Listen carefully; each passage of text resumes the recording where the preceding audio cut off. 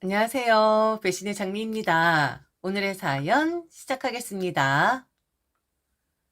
결혼한 지 어느덧 25년이 흘렀습니다. 긴 세월이었습니다. 처음에 마냥 행복할 것 같았던 결혼 생활이 이렇게 많은 이야기들을 품게 될 줄은 몰랐습니다. 결혼하면 자연스럽게 아이가 생길 거라고 생각했죠. 저뿐만이 아니라 모두가 그렇게 믿었고 저에게도 그럴 줄 알았습니다. 하지만 현실은 그렇지 않았죠. 처음 몇 년간은 아무런 의심 없이 기다렸습니다. 언제쯤 좋은 소식이 들릴까? 언젠간 우리에게도 아기가 찾아오겠지. 남들도 다들 그렇게 하니까요. 그런데 몇 년이 지나도 아무런 변화가 없었습니다. 병원을 찾아가고 검사를 받아보고 조심스레 기대해 보기도 했습니다. 하지만 돌아오는 건 차가운 현실뿐이었습니다. 지금은 난임 시술이 잘 이루어지고 많은 지원이 있지만 제가 아이를 갖고 싶어 했던 그 시절에는 그런 것들이 녹록지 않았습니다. 경제적인 부담도 컸고 사람들의 시선도 따가웠습니다. 마치 결혼했으면 당연히 아이를 가져야 하는데 왜 못 가지는 거냐는 눈빛과 말들이 저를 힘들게 했습니다. 결국 저는 포기했습니다. 아니, 포기할 수밖에 없었죠. 엄마가 되는 것이 제 인생의 가장 큰 목표는 아니었지만 그래도 아이를 품어보고 싶다는 꿈은 저에게도 있었습니다. 그 꿈을 이루지 못한 것은 아쉬웠지만 그렇다고 삶을 포기할 순 없었죠. 저는 남편과 둘이서 열심히 살아왔습니다. 서로 의지하면서 부족한 부분을 채워주면서 그렇게 살아왔다고 생각하고 싶습니다. 사실은 그냥 제가 인내를 해온 것이지만서도요. 제 결혼 생활에서 절대 빼놓을 수 없는 존재가 있습니다. 바로 시누이입니다. 아니, 솔직히 말해서 저는 그녀를 시누이라고 부르고 싶지도 않습니다. 보통 결혼하면 시어머니에게 시집살이를 받는다고들 합니다. 물론 시대가 바뀌었고 요즘은 그런 일이 덜하지만 그래도 시어머니에게 받는 시집살이라면 억울함이 덜할 것 같았습니다. 왜냐하면 그분은 어쨌든 남편을 낳아주신 분이고 시어머니와 며느리라는 관계가 그 문화 속에서 형성된 것이니까요. 그런데 우리 시어머니는 조용한 분이셨습니다.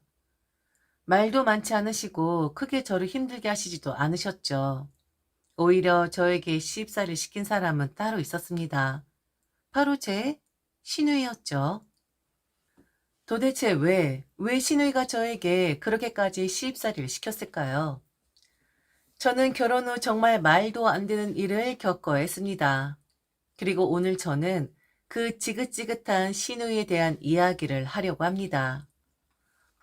혹시 지금 제 이야기를 듣고 있는 분이 있다면, 특히 이런 시누이들이 있다면 조금이라도 경각심을 가졌으면 합니다.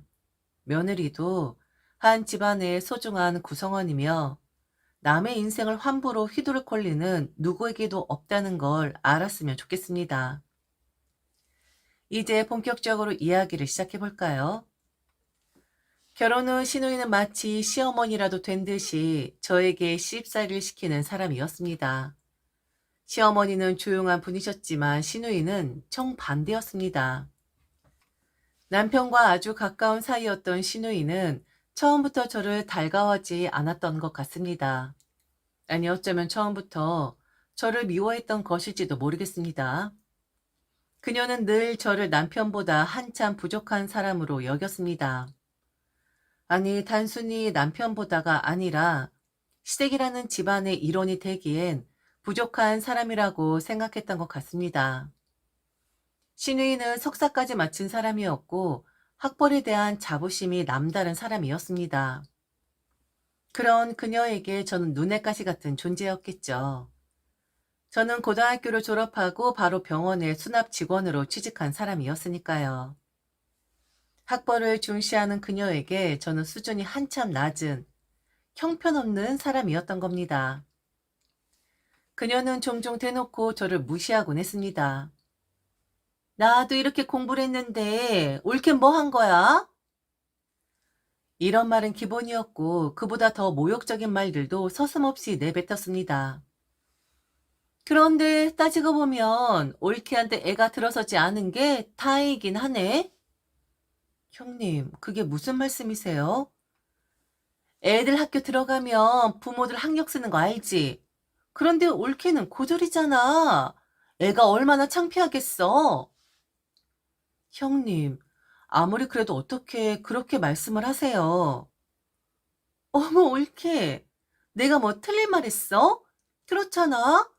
사실을 왜곡한 것도 아닌데 왜 그래? 뜨끔해서 그러는 거야? 괜히 발작하지 마. 올케한테 도움될 거 하나도 없으니까. 그 말을 들었을 때 정말 숨이 막혔습니다. 이게 진짜 사람이 할 수 있는 말일까? 만약 제가 아이를 가졌다면 그 아이가 커서 우리 엄마가 고졸이라 부끄럽다고 생각할 거라고 진심으로 믿는 걸까? 그녀에게는 딸이 하나 있었습니다. 남편도 그 아이를 예뻐했고 저도 참 좋아했습니다. 애가 너무 예뻤거든요. 그런데 사람이 밉다 보니 그 아이조차 점점 미워지는 기분이 들었습니다. 시누이가 워낙 미운 짓을 하다 보니 저도 인간인지라 그 감정에서 자유롭지 못하더군요. 그러던 어느 날 시누이 딸이 심하게 보채고 있었습니다. 저는 조심스럽게 말했습니다. 미정아, 그렇게 하면 안 되는 거야. 울지 말고 천천히 말을 좀 해줄래? 정말 별 뜻 없이 한 말이었습니다. 그런데 그 순간 신우의 얼굴이 확 달라졌습니다. 마치 천하의 불경한 짓이라도 본 것처럼요. 고졸 출신 주제에 내 딸한테 훈계를 해? 내가 석사까지 했어도 내 딸한테 뭐라고 한 적이 없는데? 주제넘게 왜 그래? 그 순간 주변이 조용해졌습니다. 시댁의 친척들이 모두 있는 자리였기에 더 난감했죠. 그런데 신우이는 그게 대수롭지 않다는 듯이 저를 쏘아보며 한마디 더 덧붙였습니다. 자기 수준을 좀 알고 행동해야지. 내 딸한테 앞으로 훈계하지 마. 알았어? 저는 그 자리에서 숨이 턱 막혀 아무 말도 할 수 없었습니다. 신우이의 시선, 친척들의 애매한 반응, 그리고 저를 무시한 듯한 남편의 태도까지. 그 순간의 모욕감은 말로 다 표현할 수 없을 정도였습니다. 그녀는 언제나 저를 깎아내리며 무시했고 저를 한 사람으로 대하지 않았습니다. 그렇다면 남편은 무엇을 했을까요? 요즘 남성들은 아마 그렇지 않을 겁니다. 저렇게 시누이가 저를 잡아대고 무시하는데 가만히 입을 다물고 있는 남자들이 있을까요? 전혀 없을 겁니다. 오히려 아내 편을 들어주고 그런 무례한 말을 하는 가족을 말리는 게 보통이지 않겠습니까? 하지만 제 남편은 그저 가만히 있는 것이 아니라 반드시 그 입을 열었습니다. 그리고 그 입을 열 때마다 저를 한없이 무너뜨렸습니다. 누나가 사실 얘기한 거잖아. 아무리 가족이어도 당신 아이가 아니잖아. 남의 아이는 혼내는 거 아니야. 당신이 실수한 거라고. 제가 무슨 큰 잘못이라도 저지른 걸까요? 그냥 아이가 보채길래 차분하게 말해보자고 했을 뿐인데 이게 그렇게까지 몰아붙일 일인가요? 하지만 남편은 신우의 말을 당연하다는 듯이 받아들이며 저를 책망했습니다. 신우이는 그냥 그런 사람이라고 치부하고 살자고 포기할 수도 있었지만 문제는 남편이었습니다. 그토록 가족을 중요하게 생각하면서도 정작 자기 아내는 안중에도 없었습니다. 신우이가 저를 모욕하고 무시할 때 그는 단 한 번도 저를 위해 변호해 준 적이 없었습니다. 오히려 신우의 편을 들어가며 저를 더욱 힘들게 만들었죠. 하지만 그래도 다행이라고 생각한 게 있었습니다. 적어도 시어머니는 자애로운 분이셨거든요. 시어머니께서 나서서 신우이를 꾸짖어 줄 리는 없었지만 최소한 저를 대놓고 괴롭히거나 무시하진 않으셨습니다. 저는 그 점을 위안 삼으며 살았죠. 그런데 말입니다. 이 신우이라는 사람은 저에게 남의 아이라고 하면서 꼭 필요할 때만 저를 찾았습니다.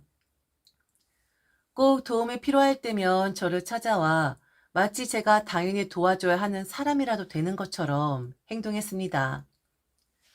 제가 병원에서 근무한다는 이유로 저는 시누이 딸의 병원 수발까지 들어야만 했습니다.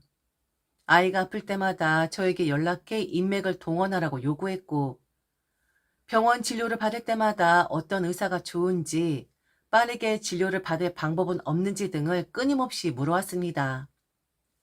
시누이 딸은 어릴 때 아토피가 심했습니다. 저는 제가 다니는 병원으로 데려가 치료를 받을 수 있도록 도와줬죠. 하지만 피부병이라는 게 단번에 해결될 문제가 아니지 않겠습니까? 꾸준히 치료받아야 하고 생활 습관도 교정해야 하는데 시누이는 결과가 단번에 나타나지 않자 저를 들들 볶기 시작했습니다. 의사가 이상한 거 아닌가? 병원 잘못 소개한 거 아니야? 애가 왜 나아지질 않는 거야? 혹시 옳게 일부러 이상한 곳으로 보낸 거 아니야? 처음엔 농담처럼 들렸지만 시간이 갈수록 점점 노골적으로 제 탓을 하기 시작했습니다. 마치 제가 병원을 잘못 소개해 준 탓에 자기의 딸이 고생하고 있다는 듯이 몰아갔죠. 시누이는 자기 뜻대로 해결되지 않으면 누구에게든 화를 냈습니다. 가장 황당했던 건 새벽에도 전화를 해서 저를 괴롭혔다는 겁니다. 한밤중 휴대폰이 울렸습니다. 시계를 보니 새벽 2시. 깜짝 놀라 받았더니 전화기 너머에서 다급한 목소리가 들려왔습니다. 야, 애가 지금 계속 긁고 있는데 이거 어떻게 할 거야? 이건 또 무슨 말인가요? 제가 의사도 아니고 새벽에 전화해서 해결된 문제인가요? 전 어이가 없었지만 최대한 차분하게 말했습니다. 미정이가 긁고 있다면 우선 보습제를 발라주시고. 뭐라고? 보습제로 안 되니까 전화를 한 거잖아. 애한테 왜 이렇게 관심이 없어? 그날 새벽 저는 거의 뜬 눈으로 밤을 지새웠습니다. 피곤해서라도 신이와 연을 끊고 싶었지만 남편이 늘 한마디 덧붙이며 저를 묶어두었습니다. 그래도 가족인데 어떻게 안 도와줘. 정말이지 너무나도 지긋지긋했습니다. 그렇게 시간이 흘러 신우의 딸은 대학을 졸업했습니다. 세월이 흐르면서 많은 것이 변했지만 변하지 않은 것이 하나 있었습니다. 바로 신우이의 오만한 태도였죠. 신우이는 딸의 교육에 엄청난 투자를 했습니다. 아니, 투자라기보다는 강압에 가까운 집착이었습니다. 신우이는 언제나 딸이 자신이 원하는 길을 가기를 바랐고 그 기대에 부응하도록 채찍질을 했습니다. 마치 자신의 인생에서 이루지 못한 꿈을 딸을 통해 보상받으려는 듯이 말이죠. 하지만 결과는 어땠을까요? 신우이의 딸은 신우이가 원했던 최상위권 대학에 가지 못했습니다. 그저 그런 평범한 대학에 입학했고 결국 졸업 후에도 대단한 직장에 들어간 것도 아니었습니다. 신우이가 바라는 길과는 전혀 다른 방향이었죠. 그런데도 신우이는 자신의 딸을 항상 자랑스러워했습니다. 아니, 자랑스러워했다기보다 어떻게든 더 대단한 사람으로 보이게 만들고 싶어 안달이 난 것 같았습니다. 딸이 다닌 대학을 마치 명문대라도 되는 것처럼 포장했고 졸업 후 취업한 회사에 대해서도 끝없이 과장된 이야기를 늘어놓았습니다. 우리 애가 다니는 회사 세계에서 몇 위 안에 드는 기업이야? 한 번도 들어본 적 없는 회사였는데도 말입니다. 정말 대단한 회사라면 굳이 그렇게 설명하지 않아도 사람들이 알 텐데 오히려 모르는 사람들에게 일부러 강조하는 모습이 더욱 초라해 보였습니다.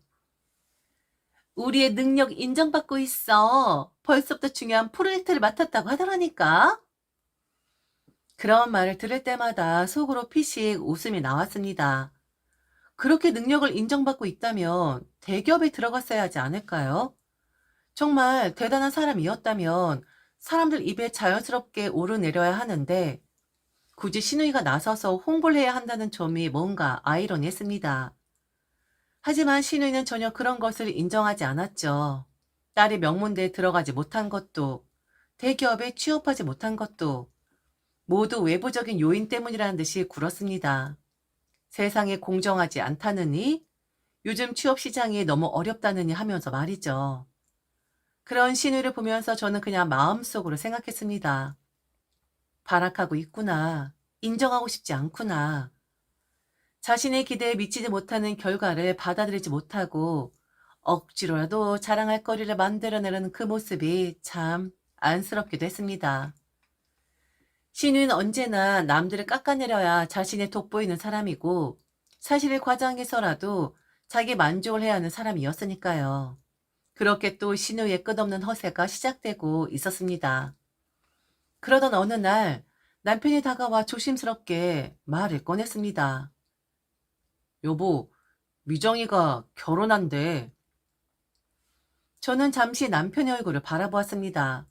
신우이의 딸, 미정이가 결혼한다고?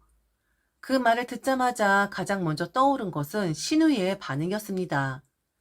신우이가 그렇게 공을 들여 키운 딸인데 그녀가 과연 마음에 들어할 만한 상대를 만났을까? 같은 회사 동료래. 누나 엄청 충격받았어. 아니, 왜? 혹시 형님이 마음에 들어하지 않은 사람이야? 그래, 배경도, 학력도, 모든 게 누나 기준엔 안 맞는 사람이래. 아, 정말 미치겠다. 누나가 또 어떻게 난리를 칠지? 딸에게 엄청 투자를 했던 신우이, 그 모든 것은 결국 딸이 본인이 원하는 수준의 남자를 만나 결혼하기를 바라는 마음에서 비롯된 것이었을 겁니다. 하지만 현실은 그렇지 않았죠. 그런데 저는 더 황당한 말을 듣게 되었습니다. 남편이 갑자기 말을 돌리며 어이없는 제안을 한 것이었습니다. 아무래도 미정이 결혼할 때 우리가 지원을 좀 해줘야 할 것 같아. 뭐? 지원을 해줘야 한다고? 어. 아니, 형님이 마음에 들어하지 않는 사위라며. 그런데 무슨 지원 얘기를 하고 있는 거야? 형님이 마음에 안 드는 사람이라면서. 아, 그게 말이지. 미정이가 임신을 했대. 그 순간 모든 것이 이해되었습니다. 신우이가 충격을 받은 이유도, 남편이 갑자기 결혼 지원을 운운하는 이유도. 그래서 결혼 서둘러야 하는 거야. 그런데 마음에 들지도 않는 놈이랑 결혼해야 하는데 결혼 비용까지 다 부담해야 하니까 누나가 스트레스를 엄청 받겠지. 그래서 우리가 나서야 한다고? 우리가 왜? 그야 누나가 힘들어하니까. 누나 성격 알잖아. 당신이 제일 잘하면서 왜 그래? 아니, 아무리 그래도 우리가 왜 지원을 해야 하는데 당신 돈 있어? 여윳돈 있냐고.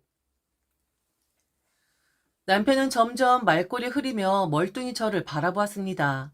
그러다가 무슨 생각이 떠올랐는지 갑자기 저를 향해 의미심장한 미소를 지으며 말을 꺼냈습니다. 당신 돈 있잖아. 돈? 어, 당신 현금 있잖아. 현금? 무슨 현금? 금 말이야, 금. 금은 현금이나 다름없잖아. 안 그래? 뭐라고? 아니, 당신, 웃기는 소리 하지 마. 왜 그래, 정말? 남편의 말을 듣고 단칼에 거절했습니다. 도대체 무슨 생각으로 이런 말을 하는 건지 기가 막힐 뿐이었습니다. 남편이 말하는 그 금은 단순한 재산이 아니었습니다. 그 금은 제가 오랜 세월 회사에서 성실하게 일한 대가로 받은 보상이었습니다. 제가 다니는 병원에서는 직원들의 근속을 인정하고 보상해주는 특별한 제도가 있었습니다. 10년을 근무하면 순금 10돈짜리 메달을 증정하고 이후에는 5년마다 한 번씩 같은 메달을 추가로 지급하는 전통이 있었습니다. 오랜 시간 병원과 함께한 직원들에게 주는 일종의 감사의 표시이자 병원에 대한 자부심을 느낄 수 있는 상징이었죠. 당시 제게는 3개의 메달이 남아 있었습니다. 그런데 남편은 그 소중한 금을 팔아서 시누이 딸의 결혼 자금을 대라고 요구하는 것이었습니다. 당시 금값은 말 그대로 역대 최고치를 기록하고 있었습니다. 모든 뉴스에서도 금값이 계속해서 오르고 있으며 금이야말로 가장 안정적인 재산이라는 이야기가 나올 때였죠. 그런데 남편은 그 귀한 금을 처분해서 시누이의 딸의 결혼 자금을 대라는 황당한 요구를 했던 겁니다. 저는 도저히 이해할 수 없었죠. 아, 당신도 판 적 있잖아. 그러니까 이번에 그냥 한꺼번에 다 처리하자고. 어? 그걸로 미정이. 당신 지금 제정신이야? 그 금이 어떤 의미인지 몰라? 내가 피땀 흘려 일한 보상인데 그걸 팔아서 남의 결혼 비용을 대라고? 아니, 왜 남이야, 미정이가? 그리고 지금 팔면 제일 좋은 가격 받을 수 있잖아. 그리고 누나도 힘들어하니까. 그럴 수 없어. 절대 안 돼. 이런 말도 안 되는 제안을 받아들일 이유가 없었습니다. 전 다시 한번 확실하게 선을 그었죠. 그 금 더 이상 손대지 않을 거야. 그러니까 다시는 그런 말 하지 마. 남편은 더 이상 말을 잇지 못하고 멋쩍은 표정을 지었습니다. 하지만 저는 잘 알고 있었습니다. 남편이 이렇게 쉽게 포기할 사람이 아니라는 것을. 그리고 제 예상은 정확히 맞아떨어졌습니다. 남편은 당연히 신우에게 이 이야기를 전해버렸죠. 제가 거절했다고.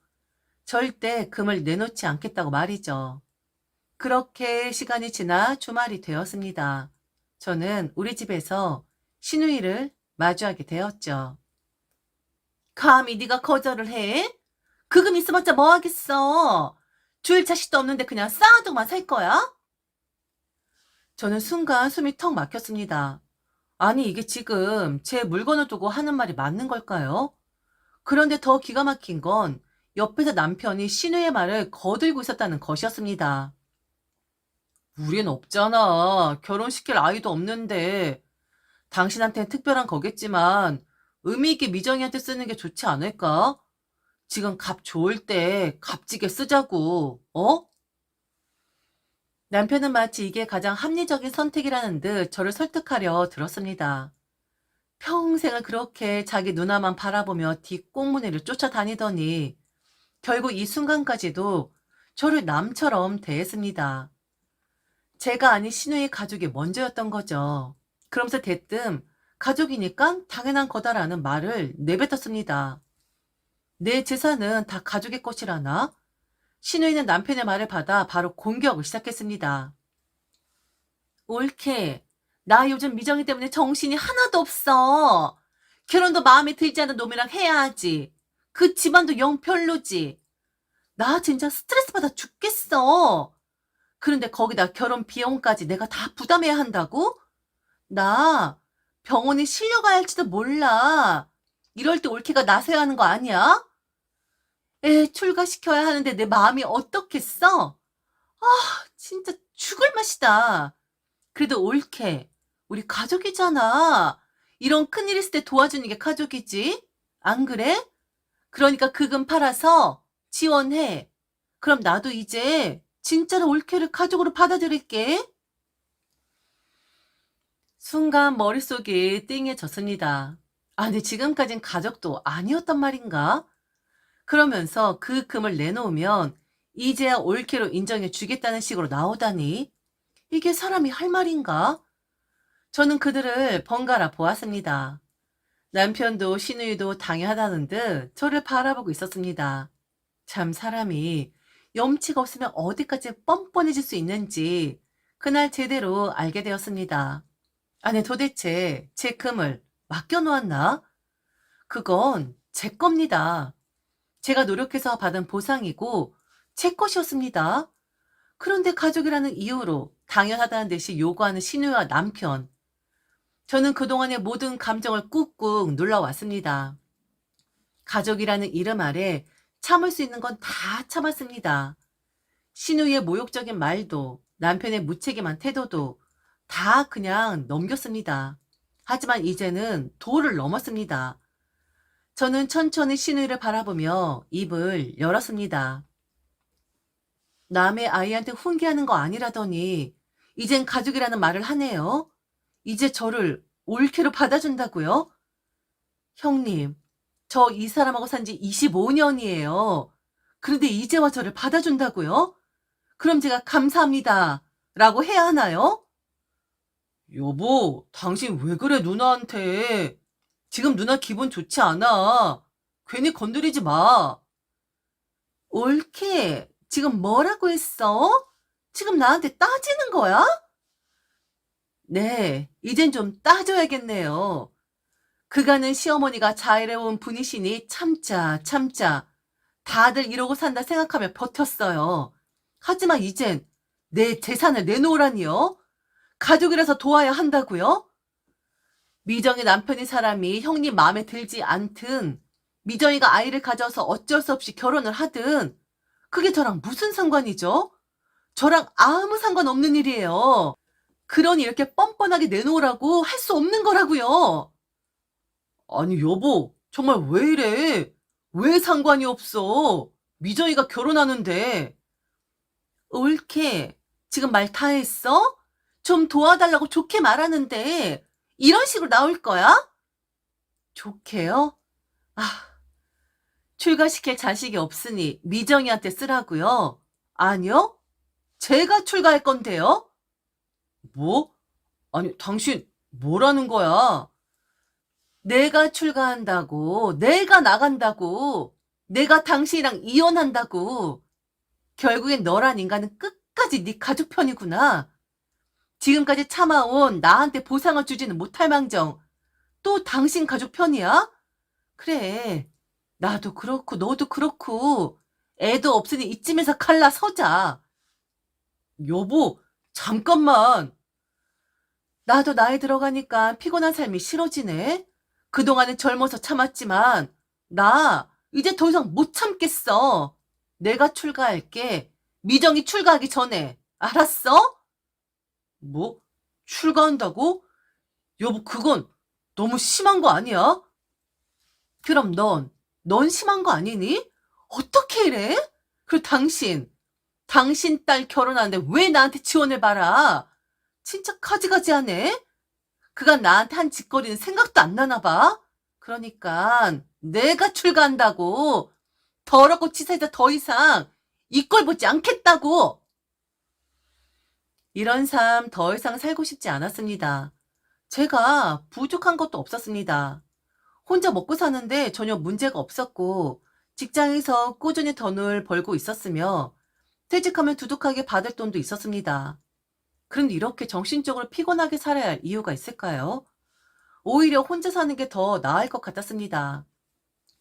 누구의 눈치를 보지 않아도 되고 누구의 가족을 챙겨야 한다는 압박도 없이 온전히 나 자신을 위한 삶을 살고 싶었습니다. 결국 저는 이혼을 했습니다. 그저 말로만 이혼하겠다고 한 것이 아니었습니다. 소송을 걸었고 재산 분할도 제대로 했습니다. 그리고 지금 저는 혼자 살고 있습니다. 가끔 문득 이런 생각이 들기도 합니다. 아이가 있었다면 이혼하지 않았을까? 하지만 곰곰이 생각해보면 남편과 시누이가 저런 식으로 계속 나왔다면 아이가 있어도 이혼했을 것 같습니다. 후회하지 않습니다. 오히려 이제야 편안하게 누구의 무리한 요구도 듣지 않으며 살고 있습니다. 마지막으로 세상에 철없는 시누이들에게 한마디 하겠습니다.